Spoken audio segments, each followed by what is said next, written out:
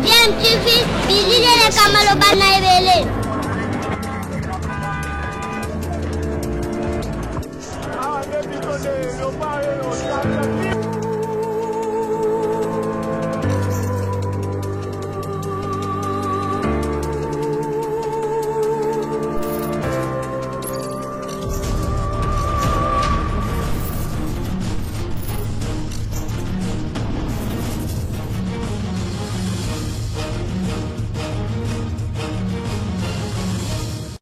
tu veux toujours un enfant.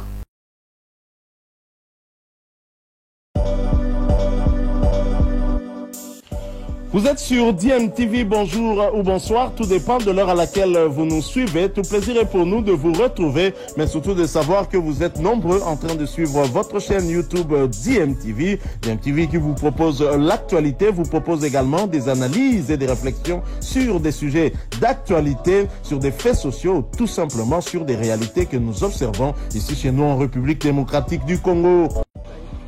Bienvenue à KCC, la cité du maïs en République démocratique du Congo. En cette période de récolte, les bâtisseurs du service national tournent à plein régime. La récolte est prometteuse à la grande satisfaction du commandant de ce service rattaché à la présidence de la République. Je suis content parce qu'au moins nous avons sémé et nous sommes à la phase de récolte. Il y a au moins un résultat qui est visible et palpable. Arrivé au service national, déjà, je l'ai toujours dit que la production était nulle. Il n'y avait même pas une tonne de maïs qui était produite au service national ou à Kanyama KCC. Et aussitôt après, la première année, notre première année, des témoins, les chiffres sont là, nous avons produit 1000 tonnes de maïs. Et nous étions très heureux parce que des 0 à 1000 tonnes, c'était un pas de géant. Mais quelque part, nous étions insatisfaits parce que nos ambitions étaient d'arriver à produire des dizaines de milliers de tonnes. Ce qui est fait aujourd'hui, de 1000 tonnes à la production de 2019, aujourd'hui il y a plus minimum 15 000 tonnes, parce que la récolte continue. Minimum 15 000 tonnes. Certes, le service national est en train de battre son record en termes de production, mais ce n'est pas encore assez pour réduire la dépendance de la RDC. Le général-major Jean-Pierre Kasson-Kabwik en appelle à la conjugaison des efforts. Déjà, si vous regardez de 1000 tonnes à 15 000 tonnes en 4 ans, c'est que nous sommes capables de passer de 15 000 tonnes à 200 000 tonnes, à 500 000 tonnes en 10 ans. C'est comme je vous l'ai dit, c'est impressionnant la manière dont nous sommes en train d'évoluer avec le service national. C'est vrai que les besoins au pays sont énormes. Il ne faudrait pas seulement compter que sur le service national pour assurer l'autosuffisance alimentaire au pays. Il y a plusieurs acteurs qui interviennent.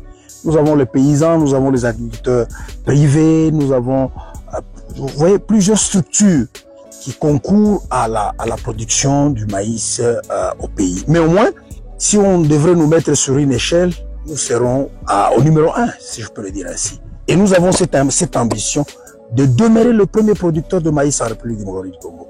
Pas seulement maintenant, même pour les années qui viennent.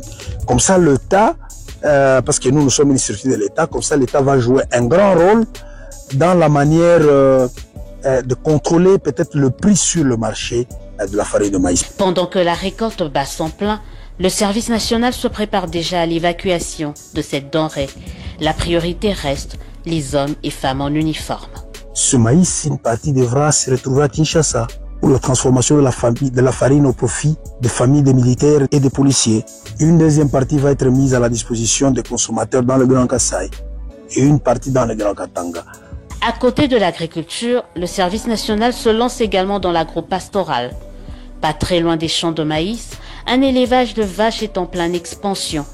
À en croire le général-major Jean-Pierre Kasson-Kabwik, c'est le début de la matérialisation d'une des promesses du président de la République, celle d'ajouter au ravitaillement des cantines militaires de la viande bien fraîche.